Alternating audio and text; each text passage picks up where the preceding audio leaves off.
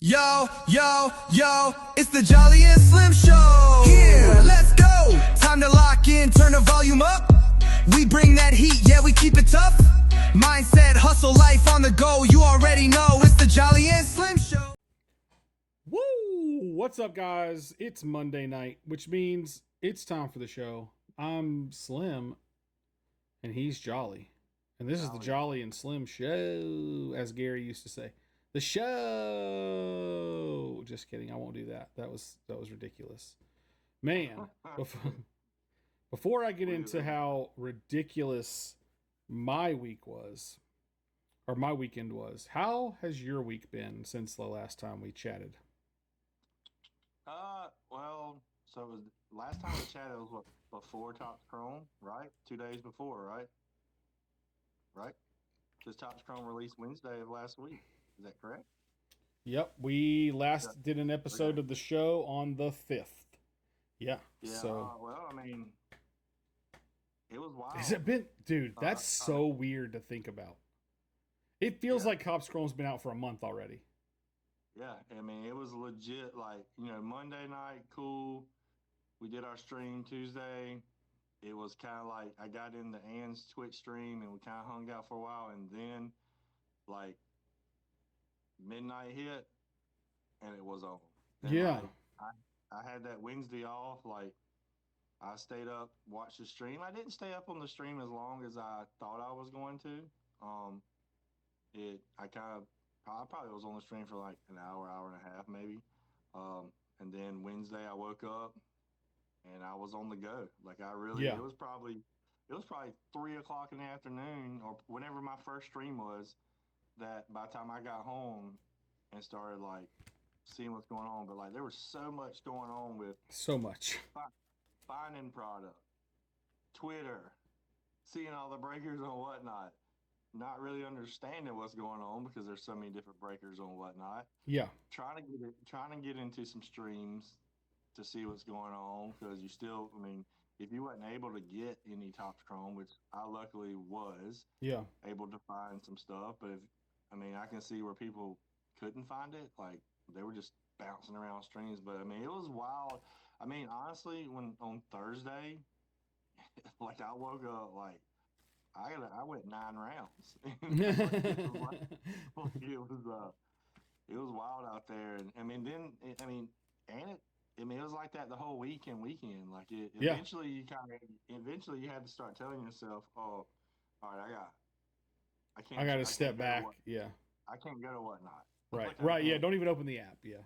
Because of course you want to see all that stuff, but like you definitely could get sucked in real quick. And then the fact that so many hits were getting hit left and right, like, and my question about that is, just like with sports products, when the first wave comes out, you always see a bunch of hits hit first. And then second wave comes and the hits die down. So like, is V-Friends in the same way where like the boxes that went out first or the first shipments that went out to places? Interesting. I'm not saying that they were like set up for that, but I feel like sometimes, kind of like, in sports world, they have, what's that, first off the line? Yeah. I know we didn't have that with Topps Chrome, but like they have first off the line. Usually, there's some big hits in that. But like you saw sketch after sketch after 101. Like, I think, was it Snake Jake hit the 101 erupt on, was it that day? Maybe, yeah. And I was watching it, so I think he hit it out of a blaster. I hit a sketch, the Vibing Vampire sketch. I think the boxes that I had that I actually opened for myself, I did pretty well on. The boxes that I did on breaks, I did pretty well too. So all in all, I think it was a good week. It was just a lot. It was very. That's the best way to say it, is a lot. Yeah, it was a lot. It was just a lot. Yeah, I just going on the Topps Chrome and V-Friends stuff. Yeah, I got my 2 hobby boxes that I got in the. So Wednesday, I decided not to go do the drive around loop. I had planned one out, but it was like from my shop, it's like 45 minutes to the first GameStop that had stuff, right? And then probably from there to the next one's another 45 minutes further from my house. And then there's like 3 or 4 there, right? In that town. And then there's one that's like 30 minutes away from there on the way back, but on the south side instead of the north side, like on the beach side, the island side of the water, right? And not the inland side of the water. And then another one like 20 to 30 minutes from there, and then back to Destin where I was going anyway. And I was like, man, if I leave here, because I had called the day before, and I was like, if I leave here and I drive to that first store, and they already sold out or something, and then I like, and by the time I get to the next one, it's, you know, noon or whatever, because most of the stores don't even open till 11. Some of them don't open till noon. So, like, if I go through this loop and all those things are sold out already, like, I'm gonna be so mad, bro. You know what I mean? Yeah, I mean that's a lot of driving. Yeah. That you did. So, but also Wednesday, the 2 hobby boxes that I ordered, that my brother won in the raffle, got delivered. So I left and drove the other direction from my house and drove to Panama City to pick those up from him. We opened a pack each on camera, live on Twitter, on X. And then I drove to the closest GameStop to him that had boxes, and they were gone. So a friend of mine, so the first store I would have gone to on Wednesday, a friend of mine lives in that town, and she actually got me 2 blasters. So I got those and opened them. And I did okay in the blasters. I hit that the Vibin' Vampire Y2K out of 25. Out of blaster? No, no, it was out of hobby actually. Okay. Nothing crazy out of the 2 blasters that I got. Like, I don't remember exactly what all it was, but it wasn't anything like, nothing nonsensical, you know? I bought a pack in Josh Emmett's stream and hit a out of 10 Innovative Impala. When that gets here, I'm gonna sell that to Seth, I think. Nice stat. I'm sure he yeah. got a nice little collection started already. Yeah, he wanted it, so we'll see. I told him, I was like, I don't have it yet, so like once it gets here, we'll figure out what to do about it. And then I hit this 99 Methodical Mammoth out of one of the blasters, so I guess that was pretty good. The 4 blasters I had was loaded. Like, yeah. I think out of the 4 blasters, I hit the Vibin' Vampire Sketch. I hit 2 Yellow Eyes Black Cat, 1 White Eye, 1 Blue Eye, a Gold Ninja, not Gold Ninja, Yellow Ninja Refractor, which at that time sold on eBay for like 200. Oh my gosh, that's wild. Which is just, I mean, it's just a refractor gold, which is, I get it's short printed or whatever, yeah. But still, like, the prices on the cards were like, yeah. I think there should have been another color variant refractor that was hobby exclusive. I know that like the regular silver refractors are hobby, right? The regular chrome refractors are only in hobby, and then you get some numbered cards and stuff. But I feel like people are hyped about the yellow ones more than they are the just regular chrome refractors, and technically they're the same thing, or you know what I mean? Or actually the chrome ones are typically actually a more sought after in the sports card world than the like unnumbered color variants, right? Because you would want that Prism right rookie silver rather than the Prism rookie gold. Right, like, right. An unnumbered color, right. So, you know, it's just funny that it's different here in VFriends than it is in sports cards for sure, right? Like, because that's backwards to me. But it's because it's colorful. Like I get the reasoning behind it. Like you look at the refractors for the just regular old cards and you're like, "Oh, neat." But then like, this looks really cool. Like the yellow looks really neat, really nice. So I think there should have been a blue or a green or something that was an unnumbered color variant that was hobby exclusive. Now, I know also that next year when the second round releases, if they get them in other stores, they'll probably do store exclusives. Right? Like, right, you'll have Target exclusive green parallels and Walmart exclusive blue parallels and GameStop exclusive yellow parallels, right? Which is typically what they do. So, that could happen. So that changes things a little bit. But either way, point being, I thought that was kind of an interesting phenomenon.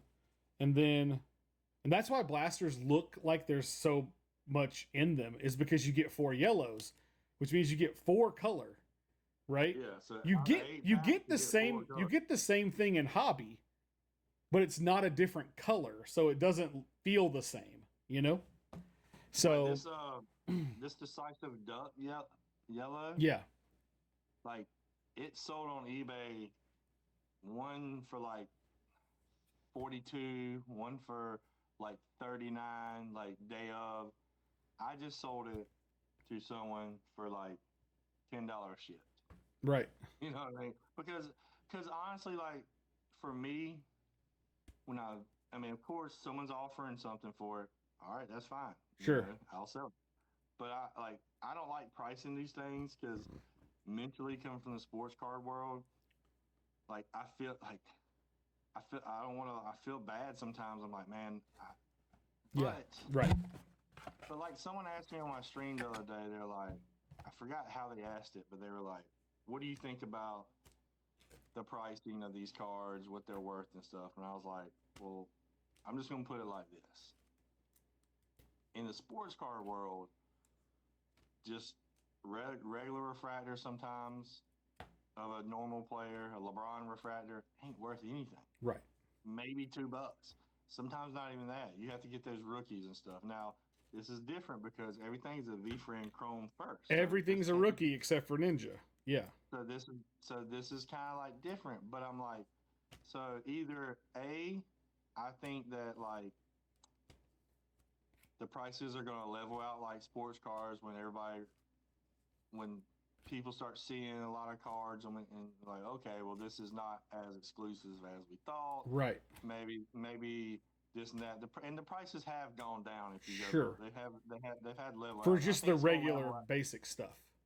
Yeah, and it's going to level out with base cards are probably $1, $2 tops. Sure. I mean, you're going to sell them on your streams for $2 because I am. Right. It's just the way it is. Yeah. But some may sell for more because of the character, sure, which is understandable. Sure. Especially when you got maxis that want all the cards. I need spend $7 for that card. Right. So I think either it's going to catch up and kind of fizzle out and level out like sports cards where people are like, okay, this is not worth the $2 or whatever. Or B, and it looks like it may be more B in this. Things just keep going crazy.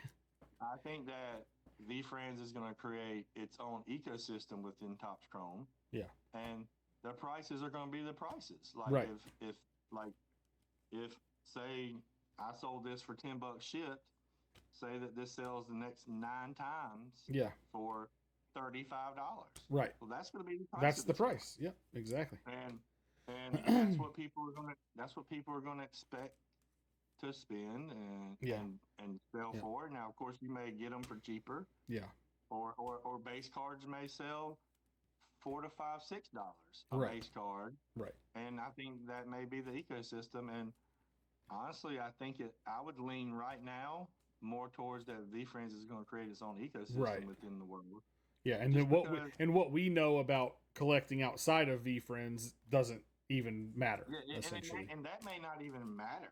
That may not even be an issue because V-Friends have created their own pricing, which someone from the outside world that doesn't know about V-Friends, it's like, hey, I'm going to get into some V-Friends. And then they go in there and they're like, what? What? No, I'm not. I'm not spending $7 for a base card. Right. That's just. Did you see the thing yesterday? The guy sold the Black Cat sticker out of 13 on eBay for $1,200 and then canceled the sale and relisted it for $2,000. I was in the remember when I was talking about the VFam chat? Oh yeah. That was in the VFam chat. Sure. And we were chatting in live time when it happened. Oh wow. Because the buyer. Because Mike bought it, right? Huh? Mike bought it, right? No. Oh no. I think V-Scoot. Oh, Scoot bought it. Okay. He was like, yeah, I paid $1,200, but he's like, the person already, they printed my label, but they also listed it for a higher price already. So he's like, so we'll see what happens. And literally 5 minutes later, he makes a post. He said, and they canceled it. They canceled it, yeah. So I thought it would be super funny. I told my little brother this on the drive home. I was like, you know what I'm gonna do? If I open my PSA magazine, have you gotten yours yet? No, me either. If I open mine and I have one of those out of 13s, I'm gonna sell it to somebody for like $200. You're gonna set the price just to make it so that guy can't sell it for $2,000. You know what I mean? Like I'm gonna list it on eBay and sell it for like $200 or $300, and be like, now try to sell it for $2,000. You know what I mean? And you know what? Look, I'll make a pact with you. If I pull it, I'll sell it for $200 too. You do the same thing, yeah. And we'll probably just send V-Scoot a message like, "Hey, I'm about to list this for $200." Right? Yeah, exactly. Go buy it. Come scoop it up and throw me a little something on the side. Yeah. Make the. That's what I was thinking too. I was like, sell it for $1,000 or whatever, $1,200 or whatever he was going to pay for it anyway, but only list it for $3,000. Did you see? And I don't know if I saw this right, but didn't I want to say Gary or somebody posted in the V-Friends world that if you get the rainbow of one of those characters, they'll send you like the secret that card, a card. There's a special card to go with that rainbow. Am I dreaming on that? I don't know, of the super stickers. Yeah, the ones that just come out, like there's different. I think there's different variant. I don't know. Maybe I'm dreaming. I don't know. Maybe I would be interested to find that. I don't recall seeing it, but that doesn't mean it didn't get said. That just means I didn't see it.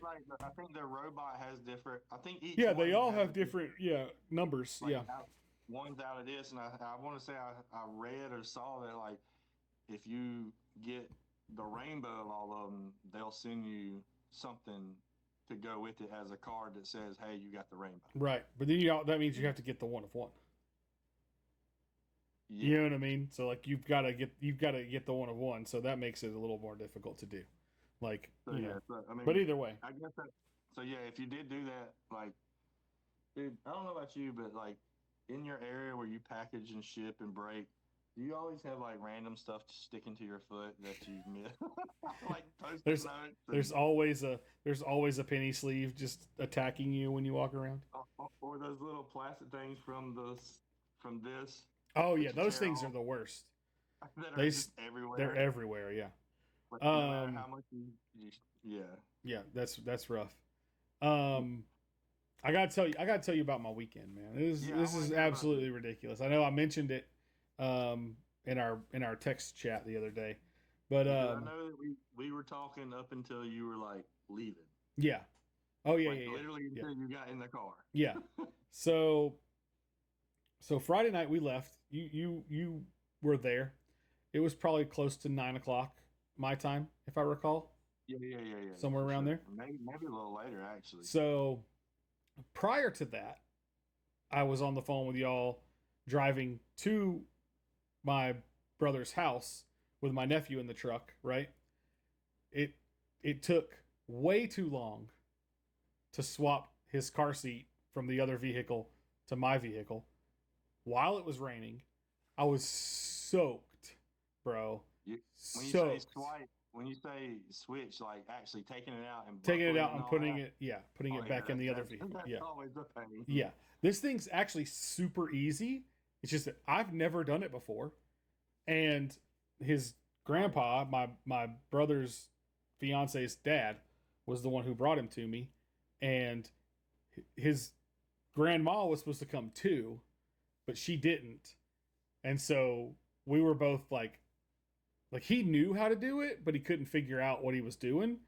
And then once I figured out what, like, because they went to go to the bathroom and go get some stuff out of the store for Nicholas, you know, some snacks and stuff for the trip, for the ride.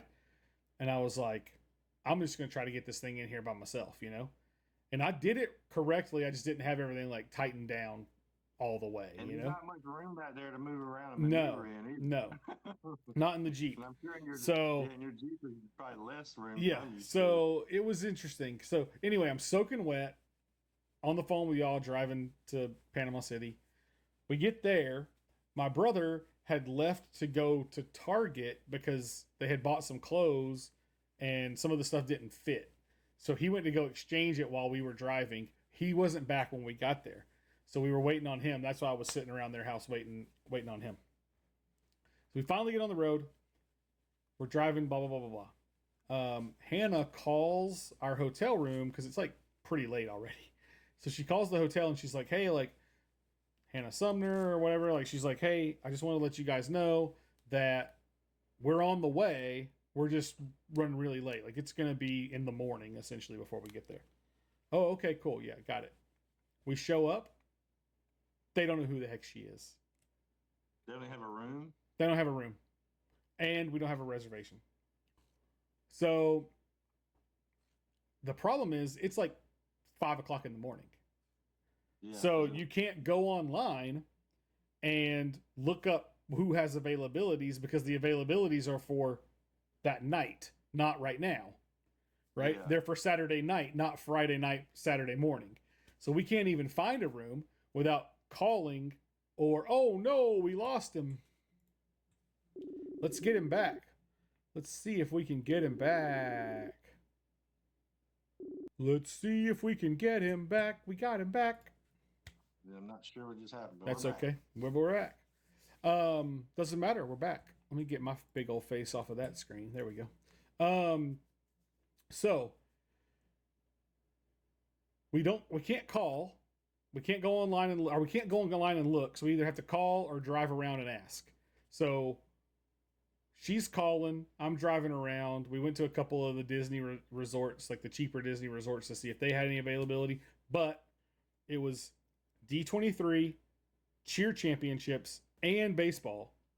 Oh, man. So nobody had any rooms.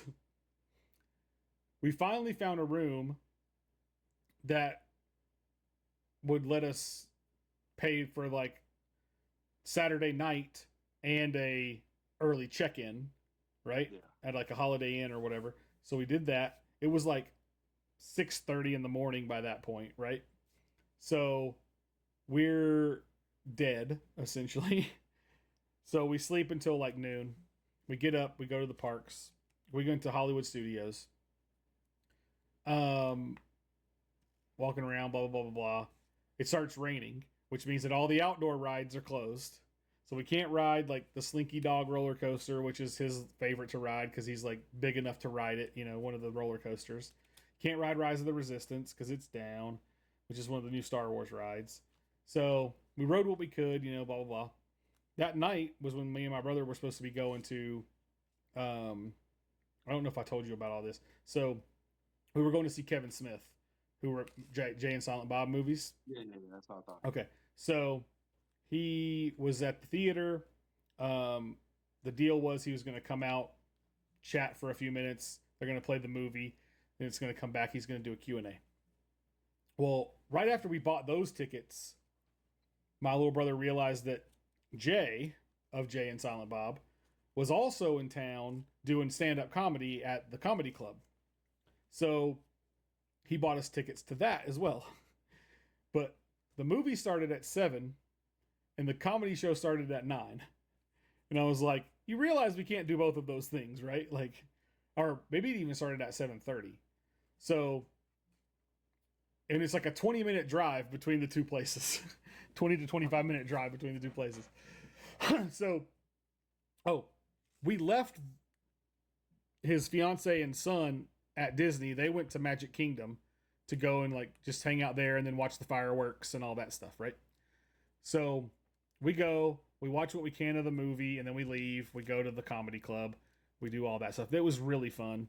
All the comedians were funny. It was good. We had a good time. It's about 11:30. We're getting done. So we'll call her like, hey, where are you at? Because we were going to just pick her up at Disney on our way back through, right? Yeah. Back to the hotel. She goes, so we went to Magic Kingdom. We rode some rides and stuff. We watched the fireworks. And then you can stay in the park until they kick you out, right? They close at 10 and then they do the fireworks. It's about 11 when they're done with that. You know, whatever, 10:30, 11 when they're done with that. And until they like walk by, because they'll like start on one end on the back side of the park with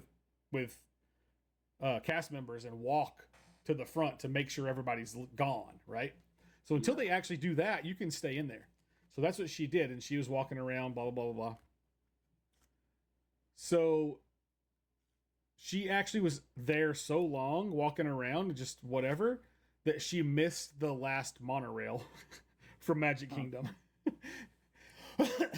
So they had to call her a monorail to come back and pick her and Nicholas up, just the two of them on the whole thing, and take them back to they ended up taking them to one of the resorts because they weren't parked anywhere. So they're in the parking garage, like the parking lots were closed already or whatever. So they took them to one of the resorts, and we went to go pick her up from there. And they were supposed to let the gate know that we were coming. So we get to the gate and she's like, no, nobody's said anything like that to me. And I was like, well, like, can you call somebody, you know? And she was like, well, can you guys call her and like see what's going on? So Kyle's on the phone with her in the passenger seat. I'm in the driver's seat.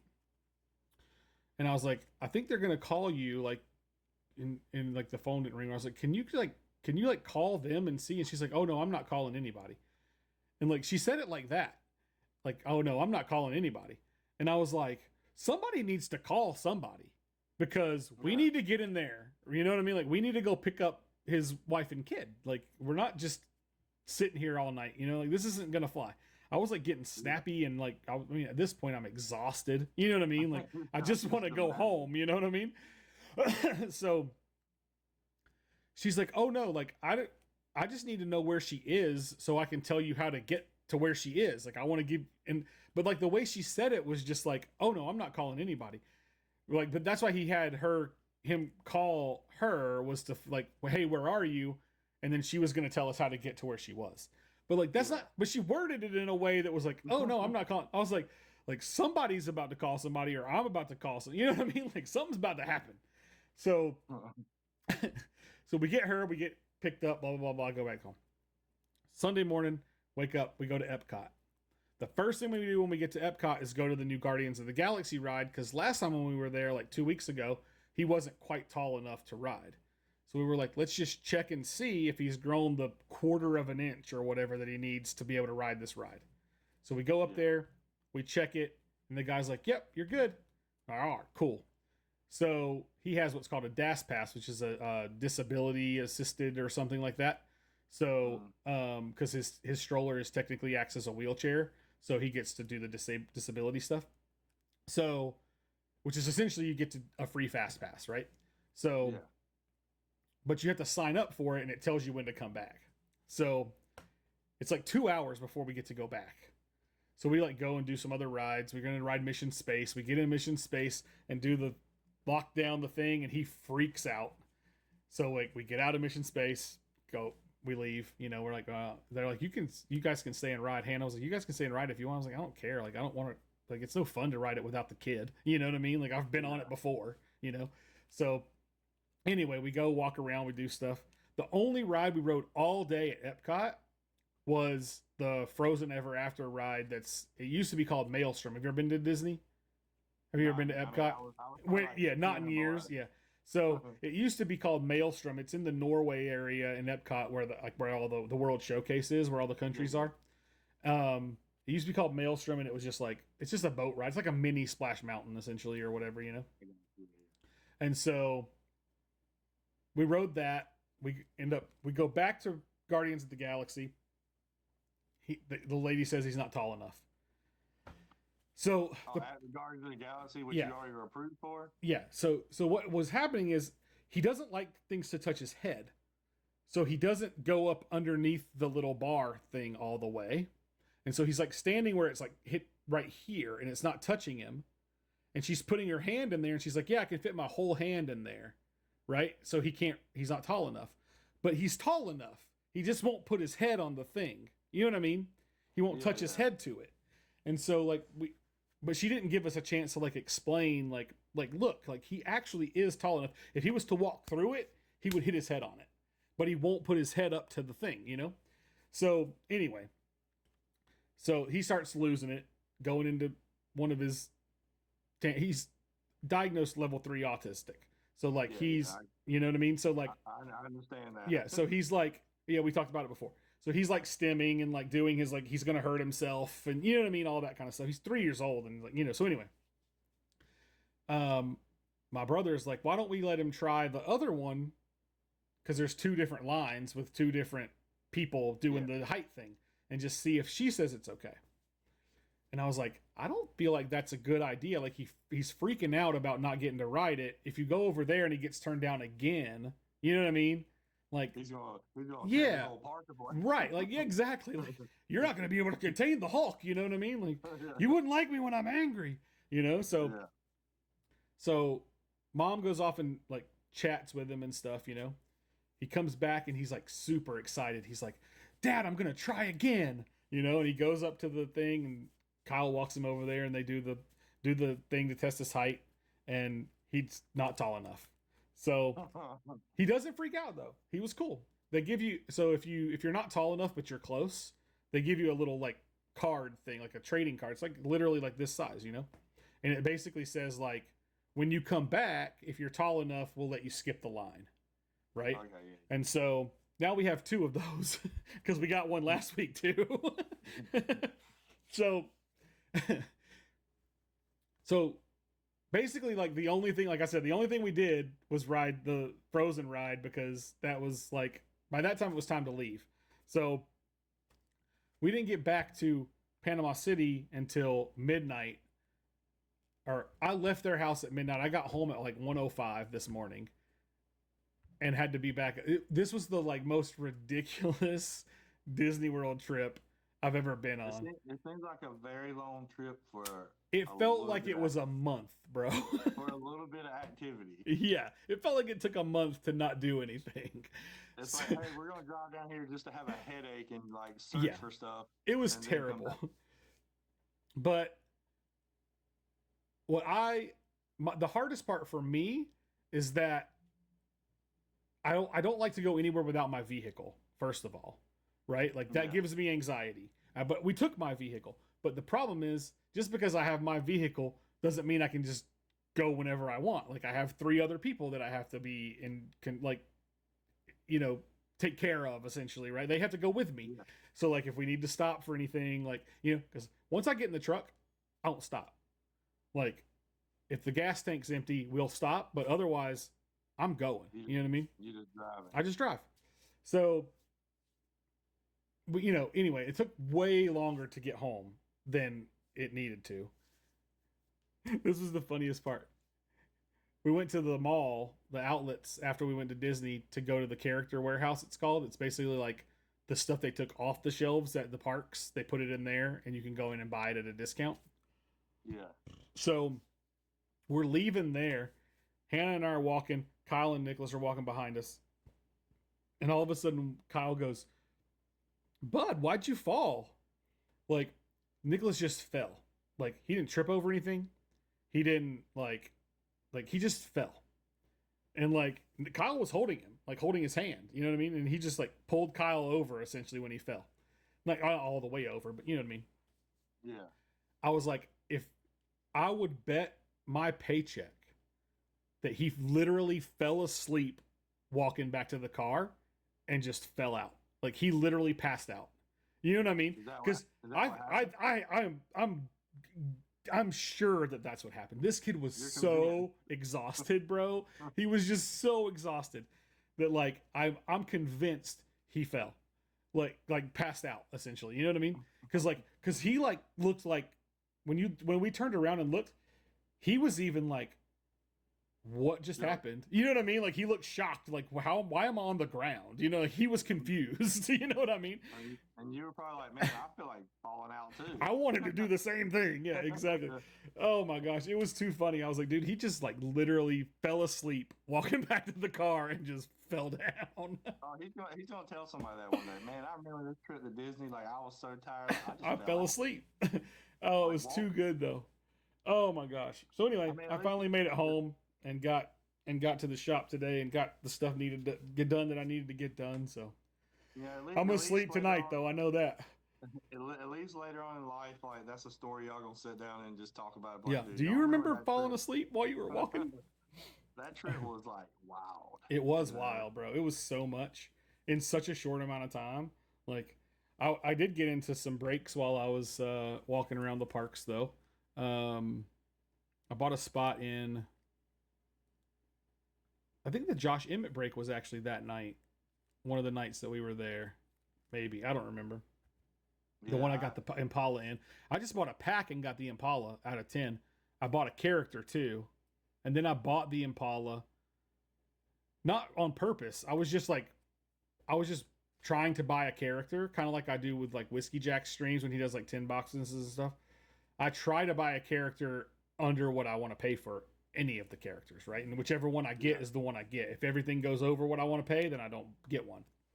And I ended up getting the Impala for whatever I got it for, $35 or something. If you saying that you have like, all right, I'm only spending $23, right? And you will bid on all characters up until they go past that point, yeah. And then you just because I just want to get something. Yeah, that's that's a good. I've never really thought of that strategy. Yeah, I just want to get something. Right. Like I want the cards I want. Yeah. Like I'm gonna keep swiping. Yeah. But that's a good strategy. At least you'll get a character, and it gives you opportunity that you may get something you don't want, but may end up hitting something big out of it. You never know, exactly. Yeah. I do the same thing in sports card breaks. When I buy sports card breaks, if it's like a pick your team, then I always pick the Dolphins. And then I always get another team, like whatever is a cheap team at the time, right? Like most of the time it's like the Jaguars or whatever. You know what I mean? Because that way I have the chance to hit a big card that I can sell and get all my money back. You know what I mean? Yeah. Because I don't want to get rid of the Dolphins stuff. So buying the Dolphins every time is just spending money. Yeah. Right? My very first break that I ever got into on Whatnot, I ended up getting the Dolphins. And I hit, and it was a Donruss Optic break. Yeah. I think they just released two. And I hit a Tua autograph. Oh, nice. I think I paid like $60 for the spot or something like that. Was it his rookie year or no? No, it wouldn't have been his rookie year. No, it wasn't his rookie year.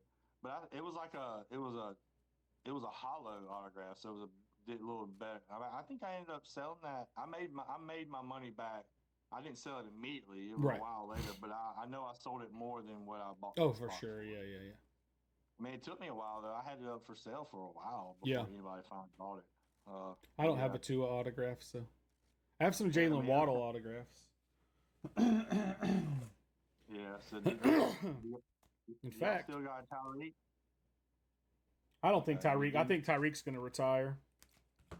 You think he's either going to get traded or he's going to retire? Yeah, that's out of 99. That Waddle gold standard. Because hadn't he requested to be traded? I don't know. This is actually one of my favorite cards. You can't see it from there. It's David Wright and Pete Alonso, both patches out of 50, which is pretty cool. I forgot I had that, to be honest. Speaking of that, is that for the Astros? Mets. Oh, Mets. The Mets.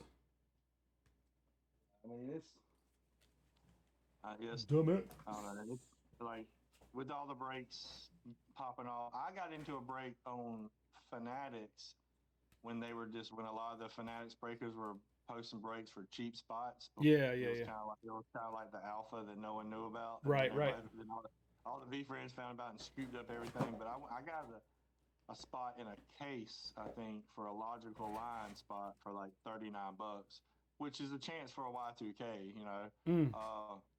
But I didn't watch the break, so I have no idea if I hit anything. So I may have hit something big and have no idea, because the way this person had it set up is they had a case break set up. I want to say another break in between, then that break, and that's how they break. Even if this one feels down here, they're not going to really start to break until that top one feels, I believe. So Right. I was sitting there waiting for a while, and that top one had like 5 spots, and that's when I was driving around. I drove an hour and a half to get that hobby box, and I was like, I'm not going to pay attention to it because I jumped on whatnot streams and was listening while I was driving. So I have no idea. I could have hit a sketch because a lot of these big breakers, they wasn't having a sketch spot. Oh no, They hang just on, something bad happened. What you mean? I clicked a button on the other screen and it made a pop up over your face. Oh, it's just an ad. Yeah. No, it was just it opened up Twitch. We're It doing opened ads Twitch now. up on the screen, we got the main screen. we got ads now that we're doing, guys. So That's right. Eventually. Oh, I but banned somebody on Twitch. Now I'm trying to get the thing to go away, the box to go away, but it's not going away. So poisonous. yeah. Oh, I figured it out. I got it. Yep. Poisonous confinement lip. Yep. Why did they make a comment? Yeah, they just do. They're a spam bot that tries to get you to buy followers. I got you. Yeah. So I just banned them. Immediately All right, banned them. our first banned person. Yeah, yeah. We have more bans than we do follows, I think. No. Yeah, does that mean we're leveling up? That's right. That's right. Once you start banning people, people show up. I think we have 3 followers. 3 followers. Yeah. And 2 of them are probably, one of them is me and one of them's probably you. Yeah, that's right. One of them's definitely me. One of them's you, and then I think 911. Yeah. I think Jasmine's the other one. Yeah, I got a little stream tonight. I think at 8 that I'm gonna try. Yeah. I did set it up for sports cards, but Oh, then yeah. I saw that I only had like 1 bookmark, and I'm like, because it's hard. I have a lot of like cheap cards, and right now in the sports card world, it's hard selling those cheap cards. Like People want to try to hit the big thing. yeah, I mean, people are spending the money on the breaks rather. I mean, so I got to figure out how I can get these cards. I'm probably going to set them up in like player lots and sell them in bundles. Right. Like put like 30, 40 cards together and sell them for like $15 for 30. Like I saw there's a student of mine. His dad owns like this candy shop, but it also has cards, and he has bundles of like 75 cards of like the Braves or whatever. Yeah. Oh, yeah. Team bundles. Yeah. And it he's the original price on it's $30, Mm-hmm. which $30 for 75 cards, that's less than $1 a card. Yeah. Right. Yeah. It's so less than 50 cents a card. So yeah. But I think he had it on sale for like 15 or 20. So I was like, okay, maybe I might do that where I just do some big bundles and throw them on my page, maybe my Facebook business page and all that and just see if I can sell it. Because like, to be honest with you, man, I want to get rid of all these like dollar cards and stuff that just sitting here taking up space, and I want to find ways to do it, but at the same time it be cheap. Yeah. Like, I mean, yeah, can I sit and like I don't know. Have you sold on eBay in a while? No, not really. See, so in the past, I was set up where I could list 250 cards a month for free. Without paying, yeah. Without paying anything. Well, I started going there when Topps Chrome hit and started listing some things on there. I have like a limit now where I only have a $500, like if I list cards, I can up to $500, yeah. Up to $500 or X amount of cards. Right. It still says I have the 250, but but this is why I think this is happening. I don't know if it's like a new feature they have to make sure that, because I haven't been active on there in a while either. So maybe a new feature has come, and maybe I should ask V Scoop about this. But also, I don't know if you've ever shipped with PayPal, not PayPal, with eBay on the eBay standard shipping. Mm-hmm. It sucks because yeah, you can get it for $1.25 shipping or whatever it is now. It's gone up it's gone up a lot since I started doing it. But still, you're getting it at a cheaper rate, right? It's the standard envelope type deal, Right. and it comes with tracking is how they advertise it. But the problem is, a lot of times, if the the post office and stuff don't scan it, which a lot of times they don't, they just get it and put it out there, it's not being tracked. Yeah. And what happens is people get their cards, and if they're like, they get it and they're like, oh, I got my card, but it doesn't show tracking. All they do is make a claim to eBay and say, hey, never see my card. The tracking is not valid, and you have to pay them back the money. So they end up getting the card plus their money back, and eBay standard shipping is up to $20. So sometimes you're sending out $18 cards. Right.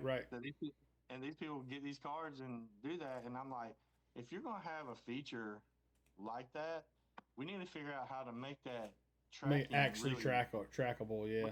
Because what happened is, when I was really selling a bunch of cards like that, like I would get, let's just say per month, I'd probably get 6 to 7 people saying, oh, I didn't get my card, and they report it, and that puts a bad mark on your account. Like, it doesn't hurt your rating too bad, Right. really, but it puts like a strike on it.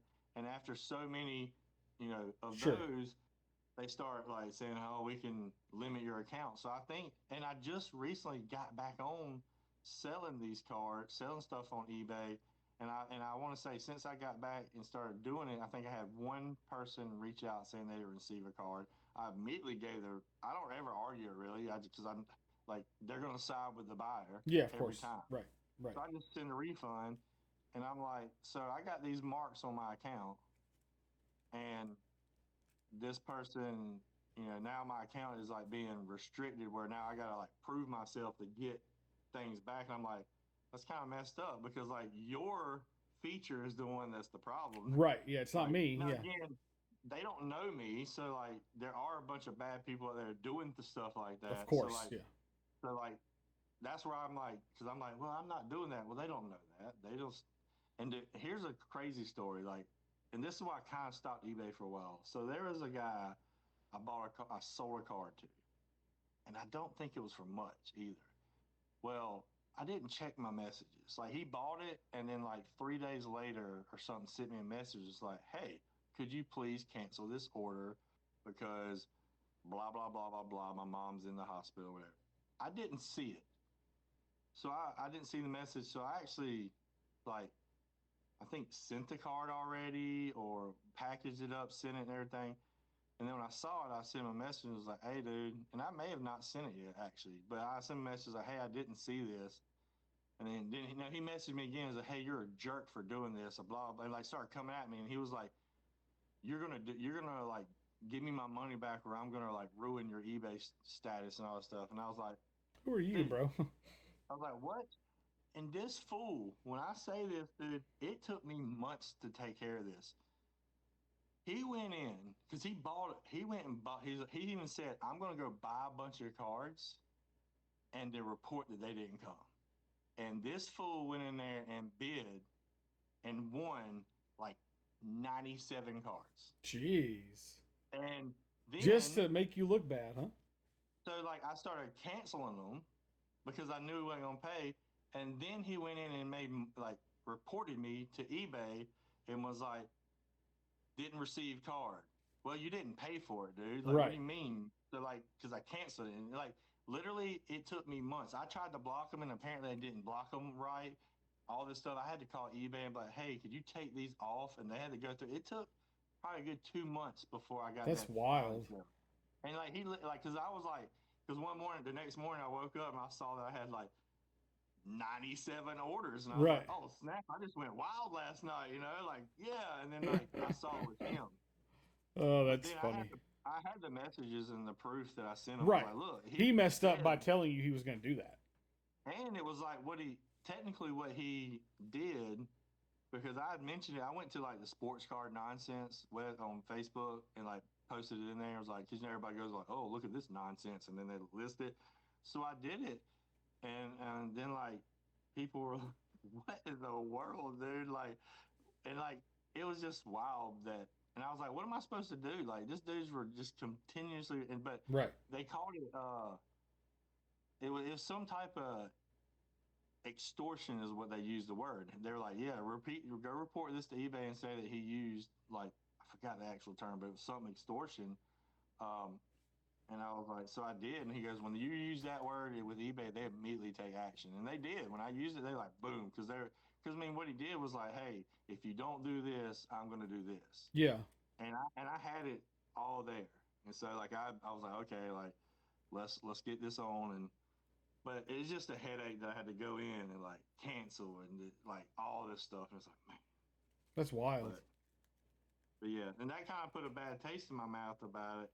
So like that's why I kind of stopped with eBay for a while, because I think that's right after that time is when I really started selling VFriends and doing streams of VFriends. And then at that point, because in July is when I really started pushing VFriends and streaming VFriends and not really streaming. And ever since then, I haven't even looked back. And that's why I kind of want to get rid of all these cars, because not that I don't want to do sports cars, because I still do, but honestly, I don't know if I will. Right. Because I don't get in sports breaks anymore because of the way the hobby is, the way the people are, and the way the value of the cards are not worth anything. Yeah. Like I have a question. What do you think happens when the Topps Chrome product is gone? Because we know we're not getting another Topps Chrome until next year, so probably around the same time, right? Most likely. But what do you think happens? Do you think that I guess there's two options, right? Do you think that three options? Do you think that A, the hype dies down because there's no more Topps Chrome product, and we just go back to being the community of Series 2 TCG openers, right? Or do you think that a majority of the people that are getting into the Topps Chrome breaks start paying attention to TCG? Or do you think that VFriends has something up their sleeve to keep the hype alive? All right, so let me get this straight. So you're asking, so when we finally run out, which we're going to It's going to happen quick. It ain't going to be finally. It's going to be, you know what I mean? I think it's going to happen. And here's my hard answer. I think we're going to be out of product before National. Yeah, I think so too. So you're saying when the product's gone. I didn't think that, but now I do. Yeah. So when it's gone, are people that just got into VFriends because of Topps Chrome, are they going to Did they go away until Topps Chrome comes out again? Or yeah. And I'm talking about like the majority of them. Obviously, like there's going to be some that do and some that don't, but like what's going to be the majority? Or do they just go backwards and start getting into TCG until the next Topps Chrome come out? Is that what you're asking? Right. Or does the VFriends team have something coming that keeps things moving in a direction, right? I think it's going to be a combination of all. I think this is my 2 cents, means nothing, but for 2 cents. I think that you're going to have some that disappear because they were only in it for Topps Chrome. Sure. Because maybe they don't even care about TCG, and if you think about it, TCG doesn't look as good as Topps. It doesn't, especially if you get in at Topps Chrome. Right. So, but then I think you're going to have a portion of people that said, "I'm setting this one out until Topps Chrome comes out again next year." Right. And they just buy off eBay and trade and stuff like that. Or I think you're also going to have a good amount that's going to go backwards and start getting TCG because they're going to like these characters that they've started collecting. Yeah, they're going to have a favorite character, yeah. And they're going to be like, oh, there's rares, very rares, epics of this that are worth, way more than these Topps Chrome cards. Right, yeah. Because I feel like the TCG is still going to be more valuable than Topps Chrome. I mean, you're going to have some Chrome cards that are worth money, but I think some of the Overall, TCG, yeah. yeah, like an Epic, Epic Pig, that's always going to be worth more, in my opinion, than out of 99 Pig. Right. Depending on if the V-Friends hasn't created their own ecosystem, like we talked about earlier. Sure. So, and then so I think a little bit of both on those two aspects. Now, do I think that V-Friends has something up their sleeve? They got to. They have to. Like, because Gary has to know, and if they there's no way we wait. Essentially, yeah, if they don't, there's something in play now, and he probably had a backup plan for this reason. Correct. Again, it's all speculation, but because you're gonna have to keep the hype alive. Yeah. Like now, how hard is it to get something printed through Topps? That's the question. Right, and it might not even be a Topps thing. It might just be yeah. If he can find someone to do, because I don't think there could be Topps Chrome super stickers, could there? Technically, yeah. Garbage Pail Kids cards are stickers. Okay, so Garbage Pail Topps Chrome Garbage Pail Kids cards are stickers. Right. Yeah. So does he come? Do they come up with another? That's product? Actually not a bad thought. I kind of like that. Yeah. Like, do they have another product that they can release? And it doesn't have to be a whole set. It can do like they do with the pick 10 characters, do 5 variants of each one or whatever, and something like that. Do another Burn Island type situation. I feel like, but publicly available. Like he's gonna because Topps Chrome for the next part's not gonna come out until like a year from now. Right. One would imagine. One would assume. Yeah. There's no way he's gonna put it out in 2025. Right. I don't think it can. I don't think that can happen. No. I mean, maybe so. I just don't think so. Right. Because, I think there will be another product drop, and it may not be Topps Chrome either. It may be another drop in, TCG something, because he has mentioned a new TCG, so it could be something. Yeah. Working in that now. If there is a new TCG, my question is are you gonna be able to use? Because you're not gonna be able to. They're not printing it through Zero Cool, right? Zero Cool doesn't exist. Yeah. So if you make a new TCG cards, is it going to be a whole another TCG game that doesn't even go with the Series 2? Correct. I think so. Because the cards won't look the same. I think that personally, I'm fairly confident that there's a completely new trading card game being worked on behind the scenes. Go ahead. You would think so. Yeah. You would think so. It doesn't have anything to do with this. These cards become essentially these cards become the like super vintage you know what I mean? Like before, the beta of the beta, essentially, right? And then there's a completely different TCG game coming that is more along the lines of a Pokemon / Magic the Gathering / So when you say new TCG, you're thinking that like instead of having the stores and stuff that just boom, boom, boom, like this card adds power and actual abilities and yeah, I think so. Like, if I drop like this, the Fearless Fairy's wand can be an item that you can use. You know what I mean? Like an actual like an actual game that you play. That would make sense for sure, because that would make the game a little bit more strategy. This game is essentially a mix between war and bullshit. Yeah, that's all this is. You're bluffing.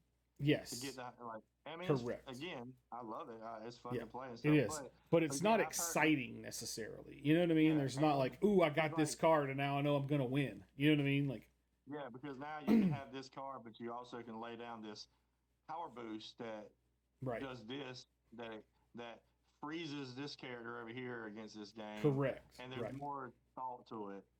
Yep. Yeah. So I think that there's definitely a TCG completely separate game in the works. Now, is that something that comes out soon? I don't know. I would like to know if if that's a thing that's going to happen or be worked on, I would like to know if they hired somebody that has been involved with TCG games in the past. Because I can tell you that I don't feel like there's anybody on the VFriends team that played Magic the Gathering and that played Pokemon and that played, because this game would have been completely different if so. You know what I mean? What about the Pudgy Penguins people? Maybe, right? Yeah, like that game is kind of fun too. Yeah, it's got a cool vibe. It's got a cool vibe. I played it, and it took me a month before I actually understood what was going on. Just because I've never played a game where you had to lay this card down to get these cards to unlock it. Like it was a whole lot different than the TCG here. Because I want to say that they did talk, like VFriends did talk to the guy of the person who created Pudgy Penguins. Oh, I'm sure. So, I'm sure they've spoken. Yeah. Like I want to say there was like an interview that was shared or something about it. So could they bring him? And with a lot of people in VFriends that are in Pudgy Penguins. And to be fair, like Vibes is very similar in play style to Lorcana. It's kind of a dumbed down version of Lorcana. Like Lorcana is Pudgy is Vibes and Magic the Gathering pushed, like melded together, right? And so it's kind of a, like I said, it's kind of a dumbed down version of like both of those games, kind of. So, excuse me. I think that bringing them in could be cool. Because they already have the experience of like creating that type of game. And I think that's probably what VFriends needs to go to, because you could also build off of that as now you could put a digital game out like Pudgy Penguins did. You can have that online game where people can play online. Yeah, this game's way harder to play online. You know what I mean? Like you couldn't just sit there and play it like without being able to see the person and communicate. You need to be able to chat to play this game, you know? So anyway, I mean, obviously there's going to be more super stickers. There's going to be more stuff like that, right? There's probably another kids book coming. You know what I mean? Like just different things in that, you know what I mean? And along those lines. But I was just curious about like specifically trading cards. Like where do we think things are going? My question for you is if there was one thing you would like them to put out in the next year, what would that be? In the next year? Well, let's just say, soon, essentially. Soon. What's the next thing that they have to put out that's kind of big? What would you want them to put out that they haven't done yet? Essentially, I think the first thing that came to mind was action figures, like Teenage Mutant Ninja Turtle, He-Man style action figures. Like make them look like the '80s style. Like you could see a Gratitude Gorilla action figure. You know what I mean? Or like Cynical Cat and like the armor stuff that he has in the comic book.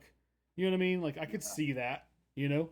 I didn't even think about that. Honestly. That was the first thing that came to mind was action figures. Because we have like the little statue type things already, but they're not action figures. Yeah, I'm talking about like with accessories and stuff. You know, you have Fearless Fairy and it comes with the wand, and you know, the Bad Intentions comes with the carrot, and you know that kind of stuff. Yeah, action figures would be my thing.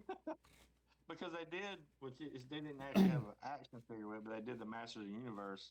But it's, I mean, it's got like the pop style. Right. It's not action-y, but yeah, I think that would be my thing. I think would be action figures. I was actually looking at, so I drew this Ninja Turtle. You saw it the other day, and I want to do a Casey Jones one because for whatever reason, Casey Jones is just a really cool character to me, and I think it's just because he's like kind of dumb, but he's like sports. All this stuff is sports related, which was cool to me when I was a kid. You know what I mean? Oh yeah. And so he actually kind of became my favorite character inside of the Ninja Turtles universe. You know, instead of one of the Ninja Turtles. Like when I was working out and stuff, and I wanted to get like kind of buff, I was like, I'm gonna cosplay Casey Jones when I lose my belly. You know what I mean? So I want to do a Casey Jones picture, but also like sketch. But also because I was looking at that, I started looking at like his old action figures and stuff from back in the day, and I was like, it would be really cool to like collect Casey Jones stuff. You know, like that's something that I might want to do. You know, they put out a Casey Jones pop back in the day that was I got it too. Oh yeah. I got a bunch of Ninja Turtles. Hold me, grab some. Oh yeah, yeah. I knew you said something about Ninja Turtles. Yeah, let me find it real quick. Oh yeah, it's right here. So I do have. I found some of my comics that I had the other day. I bought this one a while back. Oh, nice. I think, and then that's probably the most expensive comic I've ever spent money on. It was like $50. Right. But I got this one, and you can't see it, but it's signed by Kevin Eastman. Oh, I see it. Yeah, that's cool. And then this one right here is signed by Kevin Eastman too. Oh yeah, I see that too. Yep. Yeah. I don't have a Peter Laird. Yeah. His is actually hard to get. Oh yeah, he doesn't do like conventions and stuff or something. And it's more expensive. You can get Kevin Eastman like very cheap. Sure. But that one, it's hard to do. And you ever seen the comics of The Last Ronin? Oh yeah. Like I think I got one of them somewhere too. But there's one of the artists that's part of that. Actually, his name's Ben Bishop. I'm friends with him on Facebook. Like I got a couple autographs of his, and he's done some of the covers. And then there's a guy, Noah Schultz, I think. Yeah, that name sounds familiar. I got his autograph on one of the on the Last Ronin copies too. That one of the last shows that I went to and got that. So that's cool. I haven't read any of those because it's a whole different storyline. It's more of a dark. I think it's more darker. It's very dark. Yeah. So it's essentially the premise is that there's only one turtle left, and he takes on the whole persona of like all four of them. Essentially, he carries like one weapon from each of the turtles essentially, and like becomes like the ultimate turtle. You know, the ultimate ninja. Yeah, and there's supposedly they're working on, and I just keep seeing it, that they're working on like the Last Ronin like movie. Yeah, I've seen talk about that. I don't know if it's true, but I've seen people making AI stuff and everything. Yeah, and now this is going totally different topic. Did you know there's like a Mandela effect? Oh no, the Goonies? With the Goonies? Yeah. Now I don't think it's really a Mandela effect. Someone tried to say it was, but it really wasn't. Okay. I looked it up. Apparently, there's a scene that they're trying to say was in the Goonies when they're in the water, and it's is it Mouth? Yeah, Mouth. Corey Feldman. Not Corey. No, not Mouth. But maybe it is. Maybe Mouth. Yeah. And him and that girl with the short hair that he kind of like was flirting with the whole time that didn't want anything to do with him. Yeah.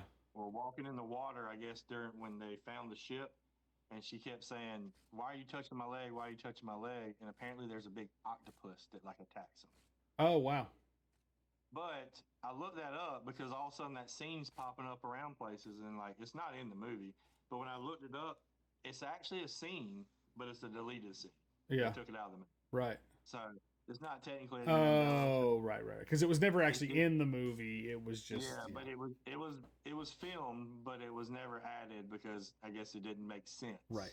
It's like saying that you remember Star Wars having a different Jabba the Hutt scene because you saw it in theaters, like A New Hope. You saw it in theaters the first time, but when it came out on VHS, they remade the Jabba the Hutt scene. So the VHS copies have a different Jabba the Hutt scene, like a different CGI than the theatrical release. But you remember seeing it because it actually did happen. It's not a Mandela effect. It was a real thing. It's just that the deleted, like the theatrical release got destroyed essentially. Like they didn't ever release it again. And then very few people have a copy of it, like it's not like something you can just get. So. And the sin bag being Shazam. Oh yeah. Like that happened. Did it? It's that they keep saying it didn't, but that happened, dude. It's real. I know it did. Yeah. But it's crazy if you go down that list. There's the Mandela effects are interesting. Yeah, and you're sure. Oh my! It just makes you're like, oh my gosh. And sometimes it's really that they just rebranded and changed the logo. Yeah. All right. So you want to try to do? Let's do a trait talk. All right. Let me grab. I got a whole stack of Topps Chrome cards. Oh yeah, I guess I can still use those. So I'm gonna grab. Yeah, I was thinking I had to grab the series too. So, but all right, so I go. This is probably like 2 or should I say that? Maybe out of 15. 9. Okay, 9. 1, 2, 3, 4, 5, 6, 7, 8. Okay. You ready? I'm ready. It's gonna be. It sounds like it's gonna be a good one. Rational. Dude, you can't see this stupid scratch that's on this card on the camera for some reason. Rational. Rational rattlesnake. The most rational rattlesnake that ever rattlesnaked. Rational. I want to at least look up the definition so I can like. I feel like I am like overly rational sometimes because it's like everything to me has to make sense or it is wrong. Like if I like at work, right? Like if somebody's doing something the way that they do it, right? But it looks different than the way that I do it and I feel like my way is better than their way is wrong. Not just like, you know what I mean? Not just like like it would be better if you did it my way. Your way is wrong. You know what I mean? Like, and so I've learned to kind of, which is kind of irrational when you think about it, but like rationality is basically like the idea of like things being logical, right? Like, and so I feel like that's everything is. If it's not logical in my brain, like then it's wrong, like completely wrong, and that's definitely one of my like ADHD or whatever like traits. Essentially, is like, and typically like when I see a problem, I immediately find a solution, and that to me is the most efficient way to handle the thing. And so if you handle it differently, it's wrong. You know what I mean? Yeah. Like I get it. Like I've been in that situation similar where like you and another person are doing the same thing. The outcome's the same. Right. But the but way you got they're the wrong. outcome is totally different. And it doesn't make sense to you. Like, how are you doing that way? Yeah. And like with screen printing. Not even that. Like, why would you do it that way? That's the thing for me is like, why would you even do it? I'll give you an example of something that I think is irrational. Since you brought up screen printing and I brought up the shop, right? When I screen print shirts, if they have a front print and a back print, right? I'll print all the fronts, and then I'll grab the box of shirts. What? No, you print the backs first? Yeah. Okay, I'll tell you why I do that. Or I won't say I print the fronts first and then the backs. I'll say I print the smallest thing first and then the biggest thing. So if it's a big front and a small back, I would print the back first. The reason for that is because when you tape off the small thing to turn it around and print the big thing, you end up with less ink in the tape goo. Yeah. Right? I know what you mean. So that's why I do it that way. So anytime anybody does it the other way, they're wrong. But when I print a batch of shirts, I print all the fronts or all the small thing, because typically it's front, left chest, and big back, right? So I print all the fronts, I flip my screens, I grab the box of shirts, I bring it back to my station, and I just pull out of the box of shirts and put them on the press and print the backs. Ron prints all the fronts, and then he goes back to the box where they're all landed after they come out of the belt dryer, and he sorts them by size and stacks them up. And then he prints the backs, and that bothers the crap out of me.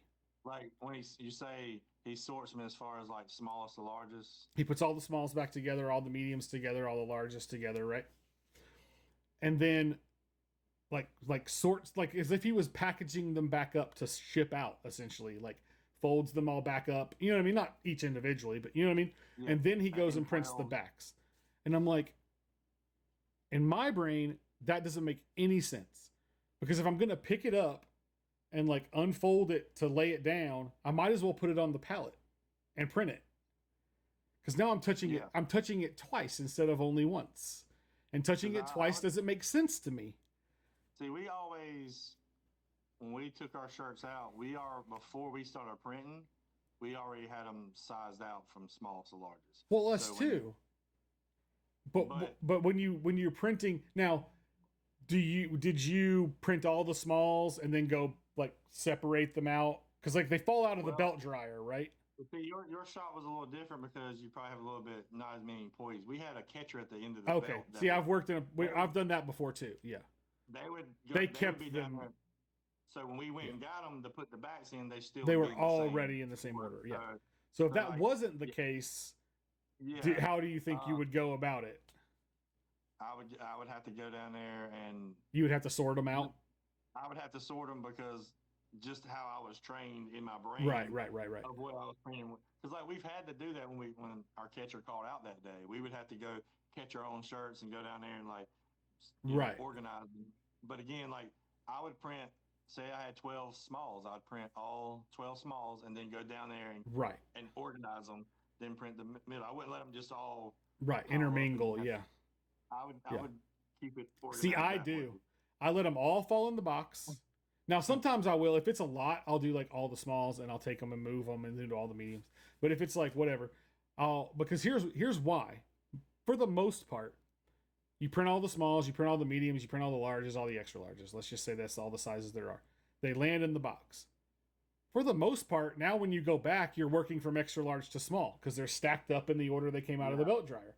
So then when you go to sort them out, they're still stacked together. They're just, there might be a medium within the larges because they fell over or something. But for the most part, they're still all sorted. So unless it's like a small shirt, it doesn't really matter. Yeah. And so I just don't like it never makes sense for me to touch a thing twice when I can touch it once.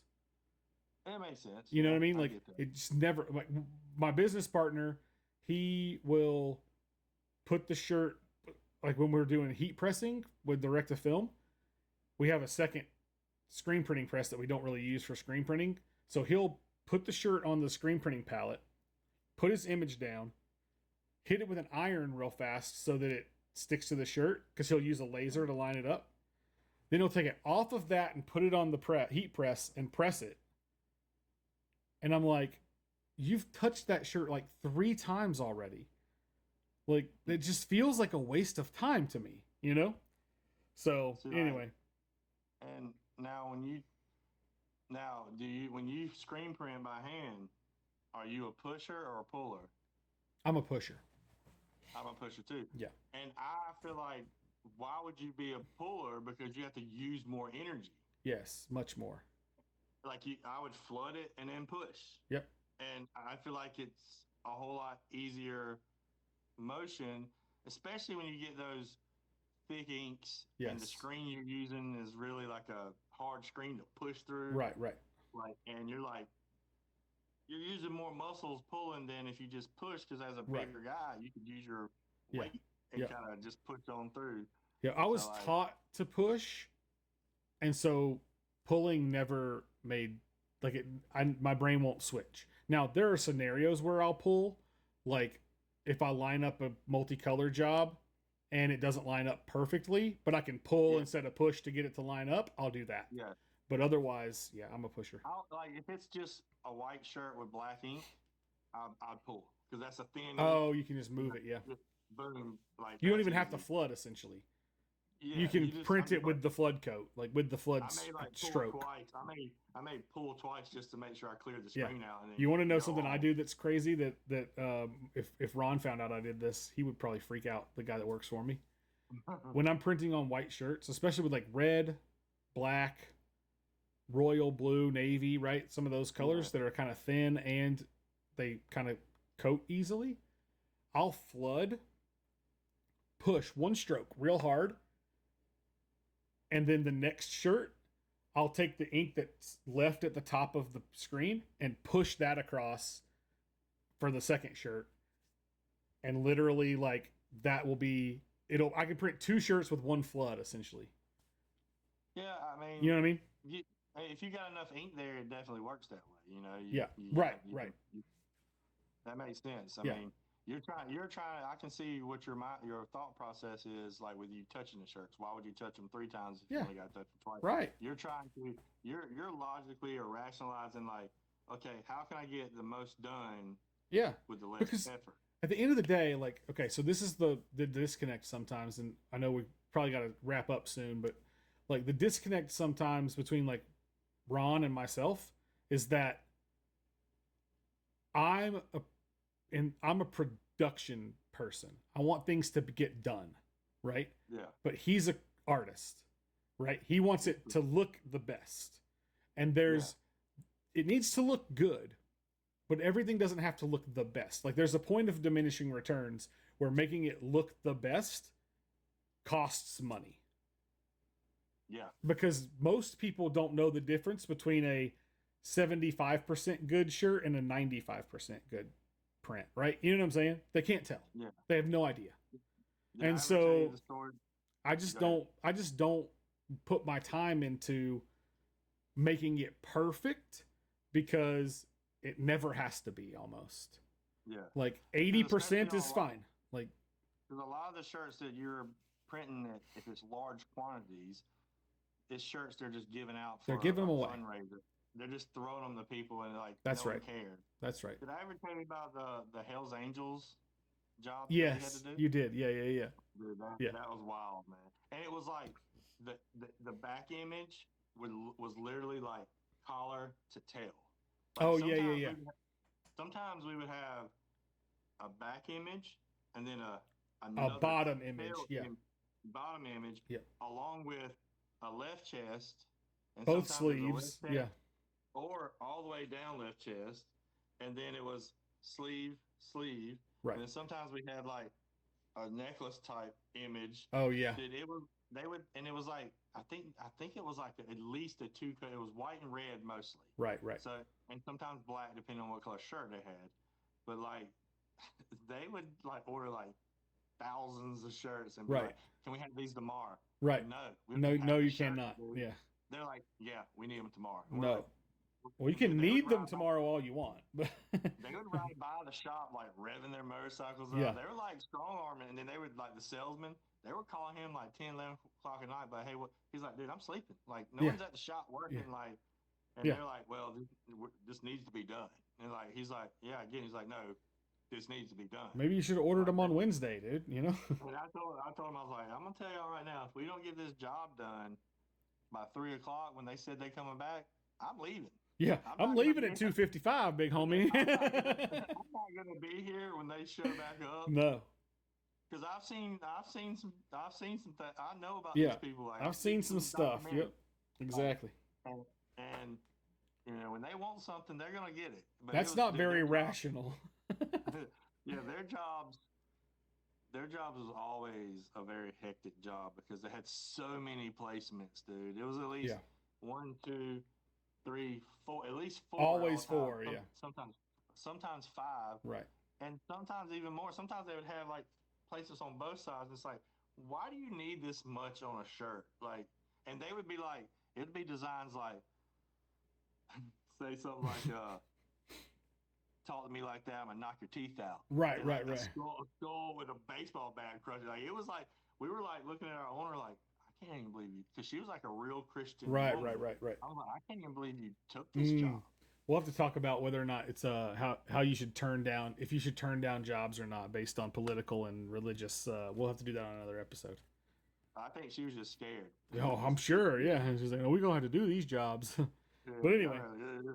But yeah. So what else about it? I guess with me irrational, I guess like for me sometimes, maybe not so much anymore, but like before when I would do things, I would in a way go irrational for a minute and like flip out on some things and but then I can easily sit down and think things through after I do the initial blow up or whatever it may be. Sure.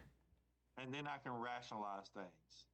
like sometimes I felt like in the past, I'm better at it now, but years ago, I would do a quick blow up about something if something didn't go my way or wasn't going the way I wanted it or something like that. I would kind of do a little blow up about it. But then when I actually like calm down and sit down and think about it, I could rationalize things in my head and be like, okay, Right. this is why it's happening, or this is why we have to do it this way because if. And a lot of times I think my blow up was because I wanted it to go the way I wanted it to go and how I wanted it to go, and it didn't. And then I was mad at myself that I should have did it the way it should have been. So like for me, um, but I will say I'm better at that for sure now. Like since I've been in the V Friends and That's thinking, fair. and when you think about things more, when you think about like doing the right thing and doing it the right way a whole lot more than when you were younger, you're just kind of like living life and doing whatever comes to mind and Doing things the like right that. Like thing is always the right thing. yeah, like with school, like I know I should have been studying for this test weeks ahead of time. I didn't. I was out partying, and Right. now it's the night. Now it's the night before, and I'm freaking out and mad and frustrated because I literally had it in my schedule for 2 weeks to study an hour a night, and I didn't. And now here we are, the night Right. before the test, and it's an 8 o'clock in the morning test. So well, I guess I'm staying up all night, type deal. And now and then I would have to sit there and reason with myself. Okay, well, the reason why this is happening is because like you didn't prepare, you didn't this. Yeah. But again, I would say in the last year or two, I would say a little bit. I would say no, I'm just gonna be real. Probably the last year or two, uh, I'm better at like being rational about things and like reasoning and like Sure. looking at things a different way because it's hard to sometimes have your opinion or view on something and really have to admit to yourself like you're not right. Right. You're Yeah. you're wrong. Like they are actually right in the Right. way that this should have went down. And Yeah. especially if you get in an argument with someone and like the whole time you're arguing, in your head, they're right. But you're like, I'm not backing I'm not down. backing down now. Yeah. I'm doubling down on this one, guys. And then after the fact, you're like, then when you finally talk to that person that you may have argued with or whatever you had the issue with, and then you talk, you start rationalizing things. You're like, okay, well, you actually are right. Like, I was just being a jerk and didn't want you to win the Right. argument. Yeah. I Like, wanted to win. Yeah. That's exactly right. No, I just wanted I to knew win. I wasn't going to win, and I knew you were right, but Yeah. I was never going to admit to you that you were right Right. because I still am right, even though I'm wrong. Wait a minute. but but let's just agree to disagree that Agree to we're disagree. Let's just both not are talk right or about it wrong. anymore. That's the Yeah. best way. How Let's about just not talk about it anymore. yeah? Because like honestly, man, like I know we got right. So like me and a friend, and we still friends by any all means. We just haven't talked as much as we have. Um, Yeah. like we Sure. used to like literally talk every single day, Yeah. That and he happens. was like he had some, and he's recently. This is right before, but he was pretty much in the process of like separating from his wife. So Mm-hmm. he had a lot of things going on, and then I had a lot of things going on as far as like financials and everything. I know I've Sure. told you about stuff with school and stuff, and like it was actually the day I hit the Gary B. Oh, So nice. like that was why one of the reasons because that day I had a lot of things stacking up, and then I came home and he called me and we were talking um and now that we're talking about this, because I have been thinking about this the past couple of days, it's kind of crazy that popped up, and I'm probably gonna call him afterwards and talk to him. But like he was trying to be like, hey man, like help me with like looking at jobs. Like, hey, you might want to do this, you might want to do this, and I'm like, I don't want to do that because like I don't want to go work in a factory. He's like, well, you might should get you like a factory job. I don't want to do that. Like, and again, I'm gonna do whatever I have to do to help me make money. But I was just being real like stuck in my way, and he was trying to help me, and he just kept saying things, and I kind of like got mad in a way, and kind of like just lashed out a little bit because he kept coming at me, and then I made a comment like, I was like, well, you ain't got to worry about it, and like because like you have a job that pays you a lot of money, and I didn't. He took it as like I was saying he hadn't worked hard to get where he Right, is. right, 'Cause right, right. he dropped out of college and he makes like way more money than I do. And I stayed in college and I have a degree, and honestly I'm still a little hung up on like I have a degree and I don't even make nothing, but all these people that don't have degrees are making all this money, and like why have I never had that opportunity? Like Yeah. even when I apply for jobs like that, my college degree means nothing, and like I'm still in a way I try to rationalize about that and get that out of my head, but I'm like it doesn't make sense to me why I did everything I was supposed to do, and like why am I'm in this position where I financially don't have a job that really don't help me pay anything, Right. and I did what I was supposed to. But anyway, long story short, he was trying to help me, and I kind of was like, I kind of like got mad and said some things. He's like, "So you're trying to tell me I didn't that like you know I never worked hard?" I said, "I'm not saying that." I said, "But what I'm trying to say is you don't have to tell your son that you can't buy him a Snicker bar, Right. like Yeah. because." $1.20 Snicker bar or whatever. They're probably like $3 now, but but I was like, you don't have to tell your son no about things. And like, I kind of like got so frustrated. He was getting frustrated because he has an anger issue too. Sure. And I know this. And like, we were just kind of, it was almost one of those, like, we were just back and forth for no reason. We were basically trying to like stand in our ground type deal. And I was just like, man, I got to get off the phone. Like, and what made me also mad a little bit before that, like he had cut me off for about a month and a half because I said some things that was really happening and he just didn't want to accept that.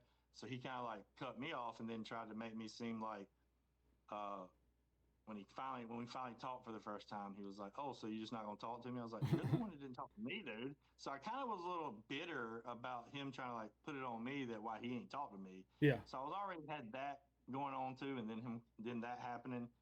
But like it just kind of like escalated, and I finally was just like, you know what, I gotta get off the phone, and like pretty much hung up.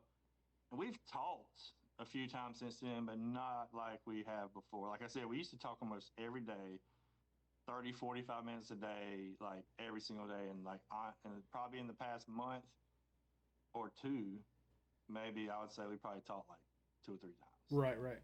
And it's like I'm not mad at them, but it's both of us are still so kind of like not really, but now that I'm talking about it, I'm rationalizing what happened. I know what happened when it happened. It's just neither one of us are gonna call each other and be like, hey man, I'm sorry. Like, you know what I mean? Even though we probably should, and I probably will do that tonight, to be honest with you, now I'm talking about it. Because if I thought about it for the past couple of days and then I just mentioned it in this podcast, then I probably should call, right? Right. Right. So like I just rationalize things. Just see what I'm talking about? That's Yeah. how I do things. Yeah. And but again, like it was just one of those things where it just kind of popped off and we both wanted to be right and be rational. And he Sure. was trying to help me, and then I just kind of like was hard headed about it, and then he took something the wrong way, and then he got angry about it, and Right. then I kind of was like dealing with what I'm dealing with, and it's like, well, until you are in my shoes, you ain't really can't say what's going on when Yeah. you're paying your bills right now and you're fine, like happy, like you don't have to come home and work 12 hours a day and still be stressing how you're gonna pay all your bills at the end of the month. Like again, I'm not jealous. I'm happy of you to have that, but Right. again, Right. it's like deep down, I'm still like I have a college degree. Like it's supposed to mean something, and I'm a Doesn't little though. bitter about that, And even though You I got shouldn't duped. be, yeah, I shouldn't be, but again, I know he was trying to help me as far as like, hey man, you might have to go work this type of job that you don't work. But I've done that so many times in my life that Yeah. I'm like, I'm 44. I don't want to do that anymore. Yeah. Like I'm tired of starting over. Yeah. Yeah. Yeah. But again, sometimes that's just the way it goes, and Yeah. I know that. It's just I I guess I just like in a way I'm like I want to figure out something different with my life of how I'm doing things and make that work. Basically, what I'm doing now, I want to figure out how to Right. make what I'm doing now work for me. Now, I'm I'm starting late in my life. I'm 44 and now. I'm Doesn't starting matter. all these things, but that don't mean anything. But so again, I guess I'm rambling a little bit, but that's kind of like how what my example of Yeah. is like just rationalize and just blow up, and then after the fact think like, oh Yeah, yeah, yeah. I don't want to admit that I'm wrong, even though I know I was in the wrong a little bit. But so Yeah, that's cool. But yep, That's so good. that's how that is. Did you see? You don't watch basketball, do you, or do you? A little bit, not really. Well, they just had the lottery pick draft where who get Oh, they didn't yeah. actually pick, but they like Yeah, see who gets to pick in what order. Yeah. the Mavericks just got the #1 pick. Oh wow. Yeah, which is crazy because the Hornets, every time the Charlotte Hornets have the opportunity to get that #1 pick, we never get it. Never get it. Yeah. I'd be willing to bet, and I haven't seen it pop up on my phone yet. We got the 3rd pick because every time we have the highest pick to get it, we end up with the 3rd pick. That's funny. And Cooper Flagg, that played for Duke, is the #1 player, which I could care less to have Cooper Flagg. Sure. He went to Duke, so I can't really. But Can't be too happy about that. Is he good? Yes, he's good. Would I like to have him in Charlotte? Of course I would, but I'm not gonna Right. really get too mad that we don't get him. Right. Right. For sure. Well, if you do get mad, just drop back and rationalize it, and then rationalize why I don't like Cooper Flagg. Yeah, you'll be good. But yeah, I think we're hitting at an hour and a half, which is about what we were thinking it was going to be. Yeah. So I think our plan to do this that way, this way, is a good way. Cool. Good. Now, I got I posted a lot over the weekend. Yeah. I need to get back. I had a bunch of stuff scheduled. Now I think I had to go download ones from like earlier shows, like maybe like 3rd show. I don't think our 10th show was up there yet. It was only the 9, if I remember correctly. So there were no clips. Remember, it didn't give me any. It didn't give me any clips, so I was gonna do. And then you. So anyway. Yeah. You had your 76-hour Disney trip to get ready for it. Yeah. Well, that was for episode 11, technically. Oh, that was 11. Because this is episode 12. Yeah. But either way, we got to. Yeah. I'm gonna have to manually clip episode 10. I haven't even uploaded episode 11 yet, and then we'll get episode 12 up. I got enough clips to work with from past. Yeah, we can use what we can we're use. Good. So cool. Well, I'm gonna say goodbye to the people. Bye, people. Thanks for watching. Bye, everybody. Thanks for being here. Peace out. We'll see y'all next time. I'm gonna stop streaming so we can do whatever we're doing.